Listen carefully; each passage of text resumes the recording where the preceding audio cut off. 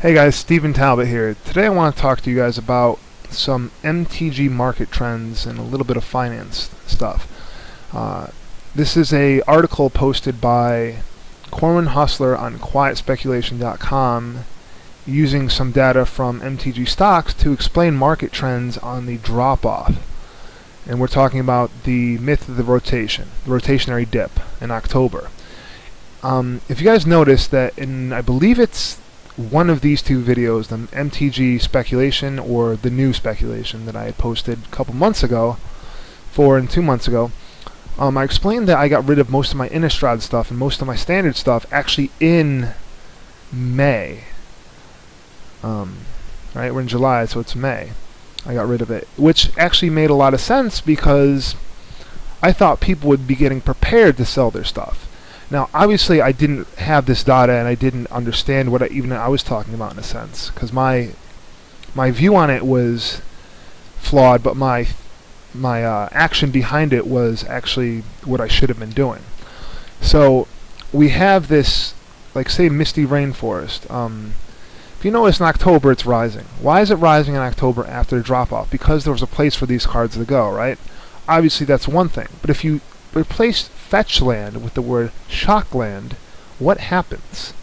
They're not being opened in packs anymore, already for almost a year, and now they're in modern exclusively, and legacy obviously exclusively, but you don't need them in legacy. If you go down, you look at, like, you know, Mox Opal. It doesn't really apply too much to, in saying it right here, it doesn't apply to the external cards. Cards that have value in other formats won't dip as much and will actually be secure at a higher price longer because they're played in other formats. Hence Snapcaster Mage, Liliana of the Veil. They probably won't have a very big change. But there are cards like these right here. The Scars lands have actually, you know, dipped, but they're coming back because they're being used in modern. They're slowly rising. So you can still pick them up pretty cheaply. But what about Clifftop Retreat? Things that are not in, like, M12. If they're not, these are, you know, printed one time right now. Are these cards going to be worth playing? Are they going to dip out? And these are things we have to look at when we come to these conclusions. But I want to say that it's actually summertime that drives the prices now. It's not October. More people are getting back into Magic during the late months, October. You go back to college if you're a college student, your friends are there playing again, you have all this free time on your hands, you have no money to go out, you're not old enough to go to the bars or, you know, the job. Stuff happens in the summer where you want to be outside at the beach if you can make it there, at a lake, at a, you know, doing outdoor activities. And that's why I think this dip happens in May. It may not just be because of the fact that, you know, people were preparing to get out of stuff, so they actually sell off all at the same time. It's probably an equation where there are some people doing X, some people doing Y, but the total result equals the price being lower in about the end of June, and the price to spike again at the end of October. So I think when you're looking at a market trend, looking to buy something and speculate on it and sell it, use data of alike cards to kind of curve your understanding of when to sell it. Because it's one thing to say, well, I'm going to wait till it spikes, but what if it creeps up slowly?